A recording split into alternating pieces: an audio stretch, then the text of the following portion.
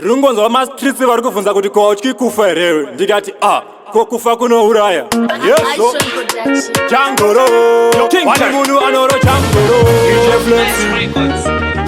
chango usochaminem kabebi kari popo kuita kunge roboti pakadai ndopfishira kupinda reti roboti kamwana kakabatana akahoti kurobati handina basa nazvo chero kufira pasipoti mukati anouraya aiwa bo chimbomira maadvice boys no bebi chingondipa rudo I want some more kufanya zvipira Jehovha indou yako chero mukati anouraya aiwa bo chimbomira maadvice boys no bebi chingondipa rudo I want some more kufanya zvipira Jehovha indou yako kabebi kaikizeketi kusaitika nemabraketi akabarike zvekumhanya varinga miti yemutezeti ukanzwa ndangodaro chiziva kuti zepefekti gajeti anongoda kumutora ndesamacheti when she's crying gonna think is smiling when she's washing gonna think is whiny kana kakapfeka rufunga kuti kakashama hakana kana mufesi vese vanotya kukachama mukati anouraya aiwa bo chimbomira maadvice boys no bebi chingondipa rudo I want some more kufanya zvipira Jehovha indou yako chero mukati anouraya aiwa bo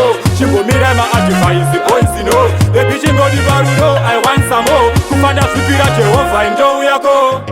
ndakazviwanira kanga kandifanira rudo kondikandira chikeni kondikangira ndikakatangira zvangu kukatarira kobva katsikitsira kotanga kunyarira ndozvifaira ende ndatozvijaira ndiko kandaigayira mwari ndakavakumbira ndokubva vandikandira kakanaka kakagonzira kunyange kachihotsira my lady mukati anouraya aiwa bo chimbomira maadvice boys no bebi chingondipa rudo I want some more kufanya zvipira Jehovha indou yako chero mukati anouraya aiwa bo chimbomira maadvice boys no bebi chingondipa rudo I want some more kufanya zvipira Jehovha indou yako kabebi kaikizeketi kusaitika nemabraketi akabarike zvekumhanya varinga miti yemutezeti ukanzwa ndangodaro chiziva kuti zepefekti gajeti anongoda kumutora ndesamacheti when she's crying gonna think is smiling when she's washing gonna think is whiny kana kakapfeka rufunga kuti kakashama hakana kana mufesi vese vanotya kukachama mukati anouraya aiwa bo chimbomira maadvice boys no bebi chingondipa rudo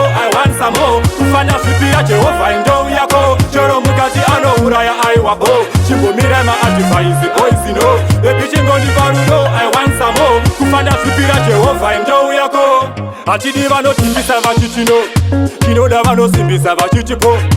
ele vakanyanyisa iwewepo haikona no matiri anoita lo